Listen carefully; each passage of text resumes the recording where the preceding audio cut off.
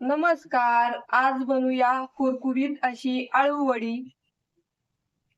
आळू वडी बनवण्यासाठी लागणारं साहित्य हे आळूची पानं घेतलेले, ओवा घेतलाय, धने पावडर, मीठ घेतले, हळद घेतली, जिरे पावडर घेतली, हिरवी मिरची घेतलेली आहे, लसूण घेतलाय, तीळ लागणारे, कोथिंबीर आणि हे बेसन पीठ लागणारे. हिरवी मिरची याला ना वाटून घ्यायचंय. हे ना वाटून झाले. आता बेसन पिठामध्ये ना मसाले घालून देऊ. हे जिरे पावडर घालू, हळद घालायची, चवीनुसार मीठ घालून घ्यायचंय, धने पावडर घालायची, ओवा टाकून घ्यायचाय. बेसने म्हणून मी ओवा टाकलाय. एक कोथिंबीर टाकून घ्यायची. तुम्ही वाटणात पण ही वाटून घेऊ शकता. आणि हा हिरव्या मिरचीचा ठेचा टाकून घ्यायचा. जसं तिखट लागतंय तसं टाकून घ्यायचं. हे तेल ना मी गरम केले आणि याच्यात तीळ टाकणार आहे, म्हणजे चव छान येते. थोडे ना तीळ असे फुलले जातात याच्यामध्ये. तेल आणि तीळ याच्यात घालून घ्यायचे. हे मिक्स करून घ्यायचंय आणि जसं पाणी लागेल ना तसं टाकून घ्यायचं याच्यात पाणी टाकायचं आणि हे मिक्स करून घ्यायचं. याच्यात ना गुठळ्या नाही राहिल्या पाहिजे ना असं मिक्स करून घ्यायचं. हे मिक्स करून झालंय. आता वड्या बनवून हा शिरांचा भाग ना वरचा काढून घ्यायचा. हा कडक असतो, लवकर शिजला पण जात नाही. हे लाटण फिरवून घ्यायचं. ह्या शिरा ना खाली बसल्या पाहिजे, म्हणजे आळू वडी ना छान होते. हे मिक्स केलेलं बेसन याला लावून घ्यायचं.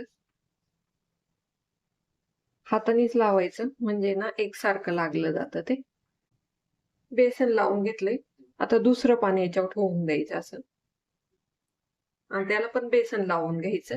मी आता हे पान उलट ठेवलंय म्हणजे मुडपायला इझी जातं.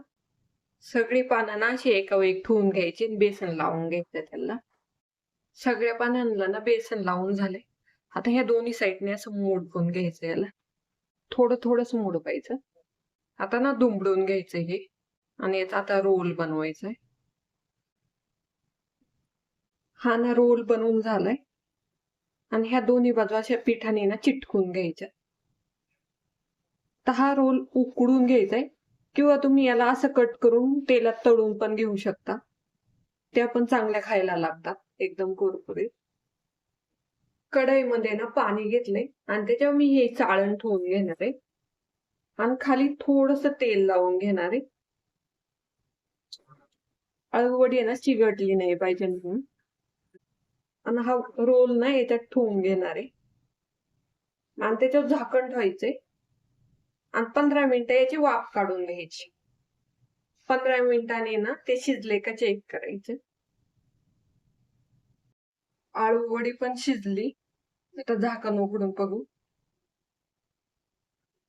मस्त अशी शिजली. आता याला ना थंड करून घ्यायचंय आणि मग कट करून घेऊ. हा वड्यांचा रोल ना थंड झालाय. आता मी त्याला कट करून घेणार आहे. एकदम पातळ स्लाइस मध्ये कट करून घ्यायच्यात ह्या. अजून थोडस गरमच आहे.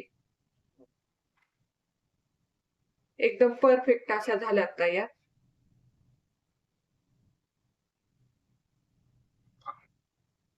सगळ्यांना कट करून झाल्यात. आता तळून घेऊ. तेल तापले. आता वडी ना याच्यामध्ये सोडून घेऊ आणि कुरकुरीत होत तळून घ्यायची. आणि ही आळू वडी खायला ना खूप छान लागते.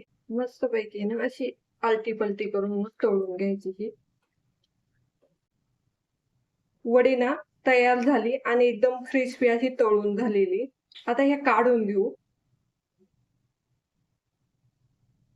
आज बनवूया कुरकुरीत अशी आळू वडी.